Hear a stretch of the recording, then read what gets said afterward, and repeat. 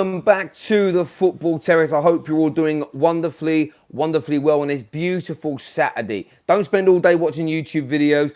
Don't spend the whole day reading about transfer rumours. Spend it with great people, with your family, with your loved ones, having the most positive time possible. So make sure you do that. However, I do appreciate you spending the next sort of 10, 15 minutes or so listening to me and, of course, interacting with each other. The De Ligt saga we thought was completely and utterly over. But in my opinion, Juventus and are dragging their heels slightly. And I think Ajax are trying to do the absolute utmost to push this deal through so they can secure the money and spend it so the saga comes to an end. But yesterday, and we'll jump into the body of the story in a few moments, respected journalists printed, posted and slapped it all over social media that Man United have an agreement in place, and do Paris Saint-Germain with Ajax for the signing of De Ligt. Juve, on the other hand, have bid somewhere in the region of £20 million less than what Man United, PSG, Barcelona and Liverpool were willing to pay. Juve feel that they've won the race to sign the player, that De Ligt would rather go to Juve than anywhere else. So they're trying to use it as a tool to capture the player cheaper. They're trying to, and I get why they're doing it. It makes complete and utter sense why you would try and sign him for less money. However, if Ajax don't agree to the sale and De Ligt still wants to move, it could end up costing Juve. So it's a real interesting conundrum. It's a real interesting situation to have moving on. And I don't disbelieve that Man United haven't had a transfer fee with Ajax agreed. We kind of know that. It's been fairly well publicised and spoken about by Ajax and by sort of the respected journalists out there, that United have bid enough money and have had the deal accepted. This whole situation has dragged on because the number of clubs that have come in for De Ligt, and the player hasn't decided exactly where he wants to go. Barcelona were always the main favourites. Then Liverpool came crashing in. United were offered the opportunity to sign him, but they were big. And remember what we spoke about 7-8 weeks ago now. Mino told Man United that they could have De Ligt if they made assurances around Paul Pogba's future. Paul Pogba's future isn't sorted out yet as well. So could those two things be married together? I've said all along that I hope not, because I think Man United need to cut their ties with Mino regardless of who the player in question is. Smith here says Man United will only sign players with a British passport. Well, they signed a 16-year-old Dutch guy the other day, so that doesn't make any sense, and re-signed Pereira, who is certainly not British by any means, although he is one of us. Man United still trying to fix their problems by buying players. That's from Cowboy Scouser. What you mean, like buying Alisson, and buying Mo Salah, and buying Mane, and buying Genie, and buying Keita, and buying Van Dijk, buying Robertson? Yeah, okay. Everyone buys. Jesus. But that's really weird. I really don't understand that point. Comment here says, give Tuanzebe a chance. Listen, and I understand that viewpoint of giving Tuanzebe an opportunity, giving Tuanzebe a chance. I do think the club need to sign somebody, though. And I think Man United, again, this is also, it's where it becomes such a conundrum and such a difficult situation. I think De Ligt is the number one choice of Man United at centre-back. I really do. I think Koulibaly was number two. But those deals are out of Man United's hands. They can't do it. They've moved on to Harry Maguire. However, they have to be very, very careful. Because if United move away from Maguire for a moment and now start looking back at the De Ligt situation, and then City come in and capture Maguire while we're looking elsewhere, and we don't land De Ligt, we're left in a very dangerous situation where we've missed out on all of our targets. So sometimes, if there is a bird in the hand, and I think that Maguire is worth two in the bush. And if you go after those other two and you let go of what you've got, you can end up with nothing. So they have to be very, very careful in this situation. They really, really do. But in terms of the body of the story, I believe it's true. that Man United have had a fee agreed with the Ajax, but that doesn't mean it's a completed deal. It doesn't mean the player is going to end up at Manchester United. This, for me, has come from Ajax. They have released this information. They are trying to force the hand of Juve to get the bid up to the 75 million pound mark that they want. But we know how much power players have. We know how strong and powerful Mino Raiola is. And if they don't budge, but the player wants to leave, they might be forced to take in 20, 30 million, 20 million pound less than what they want. But yeah, it's a real interesting one. But we'll jump into the body of the story now to give you a bit more of an overview around what's being said. We'll look at the journalists that have leaked this information or published this information, and we'll look at the validity of that individual. But until then, please do me a big, massive favour. There's like 1,500 people tuning in right now, which is always humbling to me. Do me a big, massive favour. Hit the like button. Hit the share button as well. We could literally smash this to over 500 likes in the next 20 seconds. If you'll hit that button, that would be amazing. Insanity Dog, thank you very much for saying that. Thank you. Right, let's jump into the stream, because I've put a link in the stream to the... it's live there. There we go. I put a link to the article in the stream, so you can read this at the same time as well if you want to. You can go click on that and then come back in a moment. So let's do this. Magday ATV says, here we go again. I'd say, look, let's just slow down a bit, because I don't think we're delving into this in terms of saying that this is completely and utterly happening. But let's just look at the body of the story. It says here that, they talk about the thing here, so I need to get this up. There's loads of stories. So it says here, Man United are reportedly one of three clubs who have agreed a fee with Ajax for their teenage centre-back De Ligt. French football journalist Julien Laurens told ESPN that Juve are the clear favourites to sign De Ligt, but they risk missing out on him as they are yet to meet Ajax asking price for the 19-year-old. He goes, I think there's a chance that Ajax will lose a little bit of patience and say, hang on a minute, PSG agreed, United agreed, Barca agreed, and in that case, we stop talking to you, and De Ligt can choose between the clubs that are actually that have actually met the price. And I think that's really important. This isn't somebody that's kind of said, oh, my sources have told me this, and he's leaked a bit of information. He's been very candid and very direct in his approach about this, and I agree with him. And this is the thing with transfer negotiations. There is this fine line. Juve are trying to drive the price down. Ajax are going to stand strong. They know that De Ligt wants to move on. They know that De Ligt would be happy with PSG, he'd be happy with Man United, but his preferred choice is Juve. But if Juve don't meet the valuation, the message that sends to De Ligt, hang on a minute, Man United, Barca, Liverpool, PSG, they're all prepared to pay my valuation. Juve are giving it the big one. Juve are the ones that are telling me, oh, we're this, we're that, we're the other. We want you for this, we want you for that, you're the future, but we're not prepared to meet your asking price. That sends out a clear and direct message to a player's mind that, okay, maybe you don't want me quite as much as you have suggested, but these people do. Ajax, on the other hand, they could lose their, exactly as Julien Laurens here says, Ajax could lose their patience and say, look, we ain't waiting about anymore. We're not talking to you. It's not happening. PSG, United, Liverpool, Barca. There you go, De Ligt, make your pick. They've all done it. And this is real. This is here. You can see it. The link's there. Go read the story. This isn't something that some silly YouTubers made up or some weird Twitter bot account has made up. This is a genuine journalist, a respected French journalist who is talking about this. It says it's not really in Ajax. He carries on to say that it's not really in Ajax's interest to waste a bit more time about De Ligt. They want the money in. They want him to go. He was great for them, but now he's decided he wants to move on. They want the deal to happen. They don't want to have to go back and forth in negotiations with Juve or whoever else. So they might well say, do what you want. We already have an agreement in place with some clubs. We're going to focus on them, and De Ligt will have to choose between the clubs as you're basically wasting our time. And I mean, that is strong words there. Strong words. And I think that Ajax, my personal opinion is Ajax have given Julien Laurens that information.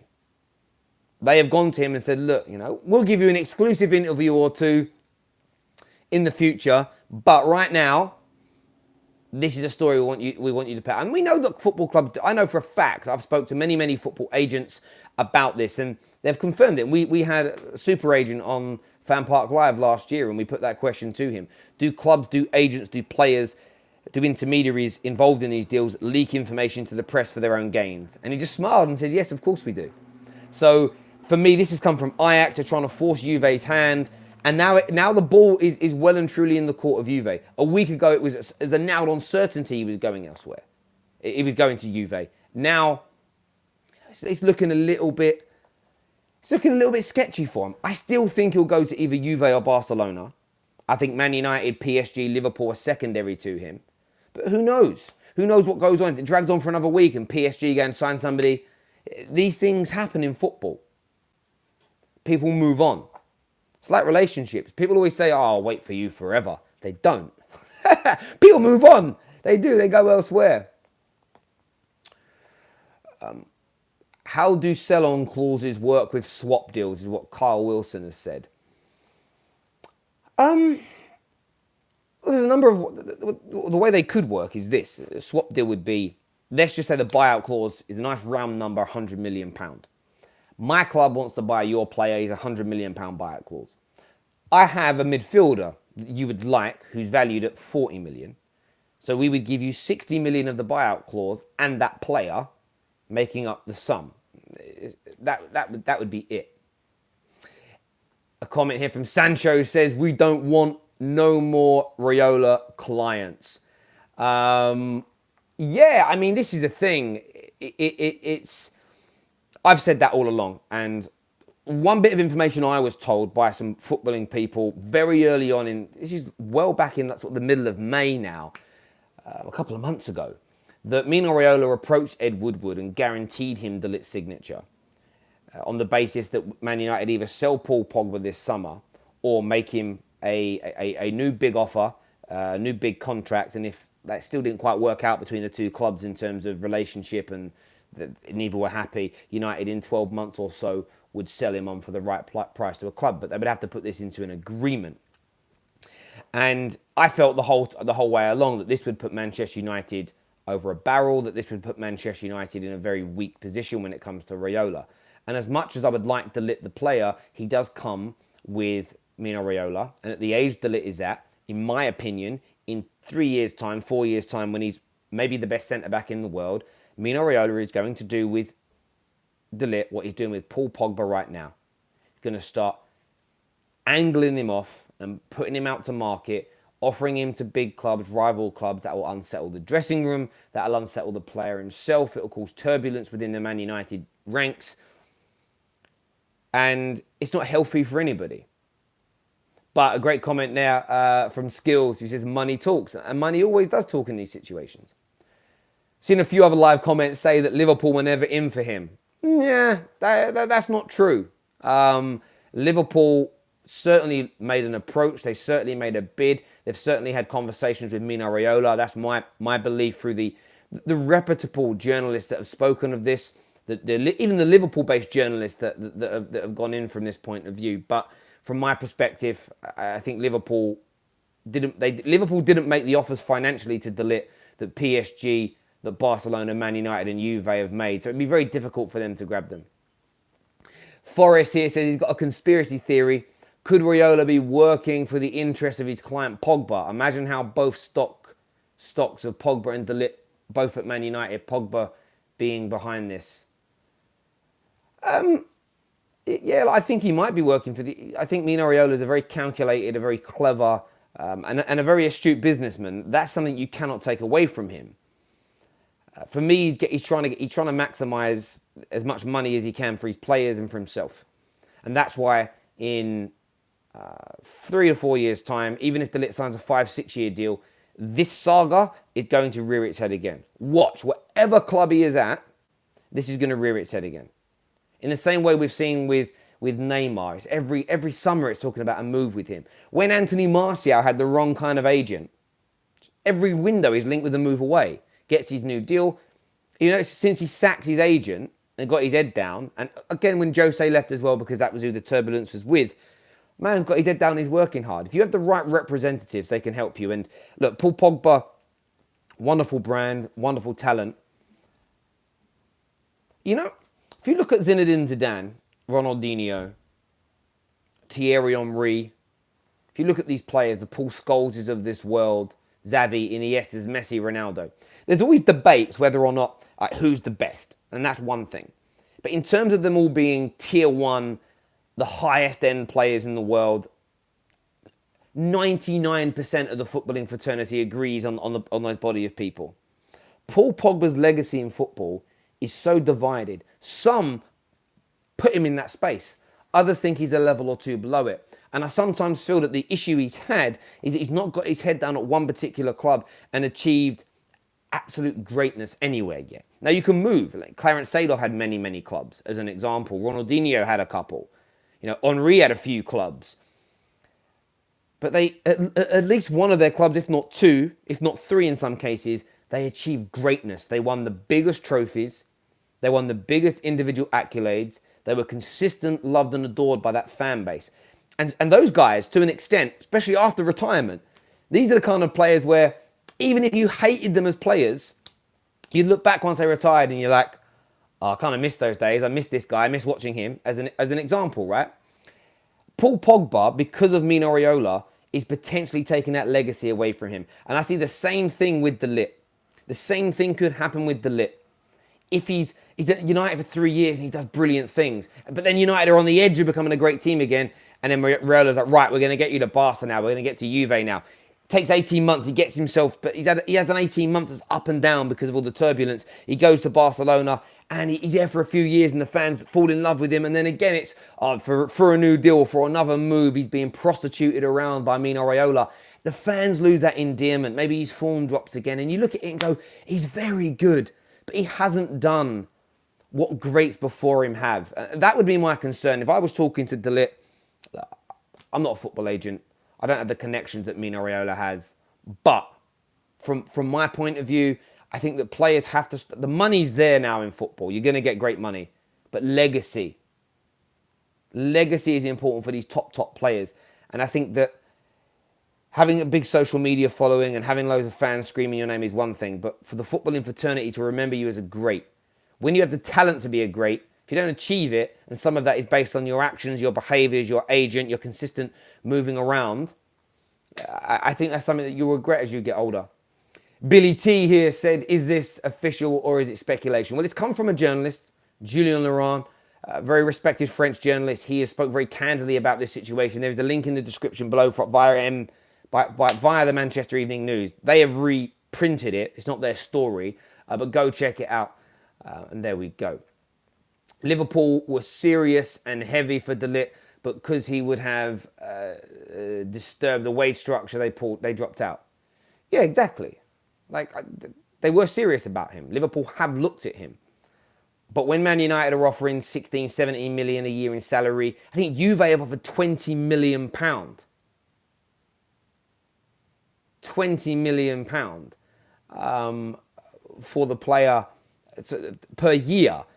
Liverpool ain't going to do that. Because if Liverpool do it, Van Dijk, Mo Salah, Mane, Gini, Alisson, Robertson, they're all going to come in for new deals. And they're not all going to get that kind of money. But they're all going to want 100, 200,000 pound a week pay rises. And then suddenly you've got a wage bill that's from transfer budgets. It's really, really true. Thank you there for the love. Thank you. Do you know what? Someone left me a comment the other day and they went, you've got to stop focusing on the negative comments about the channel or about the storage or about me. And we're going to start doing that even more on here because we want to create a very positive and a very friendly environment for people to come and talk about football. And people will post negative stuff. They'll, oh, you're a liar and this is the BS story. Great. But we're here to discuss it. If you think it's BS, let's do it. But don't attack the viewers that enjoy it. And anything that's thrown at me, we're not going to touch on anymore. Just like Ali's comment, it's not going to affect anymore. It's not going to affect. I like bananas. Juice box, yes, let's be positive. Do you agree, Terry? Leon, I don't know what I'm agreeing with, my man. Write your question again and I'll keep my eyes looking out for it. Gavin, thank you, my man. TB Mixer, thank you for your comment. Terry, can you find out about the Milinkovic-Savage story? I'll have a little look at it and see. Michael said, I like turtles. I like soup. I like soup. Do you know, the first I went to there's a lovely Italian restaurant near me. I love Italian food, and I had soup as a start of probably the first time in my whole life. I never picked soup, and it was amazing. It was this vegetable stock. Oh, it was beautiful. Thinking about it now is making me hungry. It's too early for soup, but there we go. No passion in the game. It's all about money. That's what I'm going to get your name. You said that is Ultra 67. That's exactly what I've just been talking about, mate. Like, for me, get your money, secure your family's future, secure your great grandchildren. Build a dynasty, build a legacy that will go on beyond your grandchildren. Get the money in place, set the funds up, set the trusts up, buy the properties, set the businesses up, get the right people managing it, get the right accountants and the right solicitors, and then educate your children to be able to have the business acumen to take that forward, to make that money grow. New money. You see all these families. I used to deal with them when I worked in a private bank, and there'd be these 25-year-olds with like £30 million, but their great grandfather was a millionaire, and just like it's been passed on throughout the generations and just grown. Do that as a footballer. More power to you. Most of you are from working class, poor upbringings. Fair play. Never going to begrudge that. But chase the glory. Chase the legacy at the same time. And do you know what? You might earn an extra £5 million. You might extra earn 25 million here than 20 million there. But the 20 million option might give you something that is, it's less tangible, but it is palpable. It's almost tangible within the game.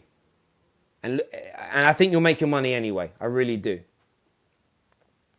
Adrian here says, oh my God, De Ligt to United would instantly put them in the top 4. Yeah, it would. Well, no, actually, let me take that back. I don't think it would instantly put them in the top 4, but it would improve things dramatically. Terry, well done. Love your work from Nepal. Thank you, my man. That's a long way away. And it's kind of weird sometimes to think I'm sitting here in England and people are watching me all around the world, but it's humbling. I thank you all for it. I really, really do. Good channel, Pro. How from Singapore. Singapore. I'd love to go to Singapore. My great uncle, so my grandmother's brother, he had the first police dog in the UK in the Essex Police Force. And he set up the UK's first police dog section. And of course, police dogs are everywhere now. After doing this successfully, he went to Singapore. And I think he spent about 20 years out there building the police dog section in Singapore. So like my family has quite a big connection there, and I've never been, and I'd love to go. Amazing country. Your brand builds as you win trophies. No trophies equals no legacy. Nothing to live on after you retire. Your brand dies. And I agree. If you look at footballers now that are retired that are still making money, they're footballers that captured our hearts. Even ones that have fallen from grace, like your Gazas and your Maradonas, they're still loved. You mentioned Jimmy Greaves' name around Chelsea and Spurs and England fans. There's love. George Best's name is still sung at Old Trafford. Go and look at Arsenal. You've got guys like Rocky. The older players that came through the 70s and the 80s when Arsenal were winning trophies then, loved and adored. They're not millionaires. They weren't brand advocates. They're loved and adored. But where these footballers in this generation have an advantage, they can secure their futures financially. They can have both, but they have to make the right decisions. They have to make the right decisions. Juicebox says Zlatan. Yeah, Zlatan's got both. I mean, and he is with Raiola, but I feel like Zlatan would do what he wants to do still. Great, Terry. Love your channel from Manchester, Wythenshawe. Wythenshawe, I used to live not far from Wythenshawe. And I had a few nights out there, a few house parties in Wythenshawe back in the day. And I left one night and I was walking down the street and someone asked me for the time and I spoke and they heard my accent. I had to run. These guys didn't like me and I was on this housing estate. They weren't best pleased to see me. I honestly, I never run. So I could have beaten Usain Bolt that night. I was gone. Blurted. I was out of there. Who do you rate the better player, Fernandes or Pepe? Look, I think they're different. It's difficult to tell. They're different positions, different players from different leagues. To compare them is very, very difficult. It really is. It really, really is difficult. But I think they're both great. Princess says, I just don't understand Man United's transfer policy. Look at other clubs. They don't waste time in signing players. Like who? Like, people speak about City getting this deal done quickly, right? The Rodri rumours of City signing him come up about 6... Go search the internet. 6 weeks ago. It was 6 weeks between the first rumour and when it got done.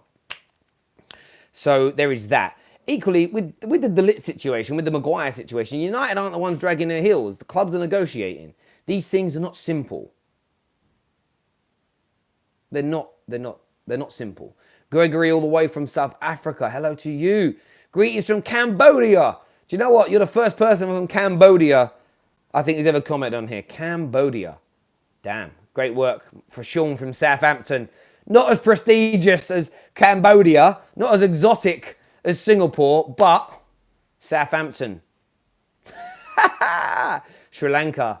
I know some people from Sri Lanka. Uganda. The countries are coming out now. Malaysia, South Africa. Spams again too. Not spams. Dublin. I love a bit of Dublin. Good day from Australia. Love the channel. Come to Hong Kong. I'd love to come to Hong Kong. Something that the channel is going to be doing this year, though. We're going to start off in the UK, and there is a plan to one day take it international. We're going to start... we do the after-game reviews. We're going to start to do them at live locations. We're reaching out to a few people at the moment. We'll have a panel of people. So it'll be a bit like Fan Park Live, but live. That's how we're going to do it. But we want to do that, and then we want to take that international at some point. That'll be the plan if we can bring the numbers, if we can get the followers. Great place to watch football. You get to hear us talk. You guys get to interact. There we go. Listen, I appreciate you all tuning in. It's been nearly 30 minutes we've been on here. Do me a massive favour. Smash that like button. Take care of yourselves. God bless. I'll see you all again soon. Bye-bye.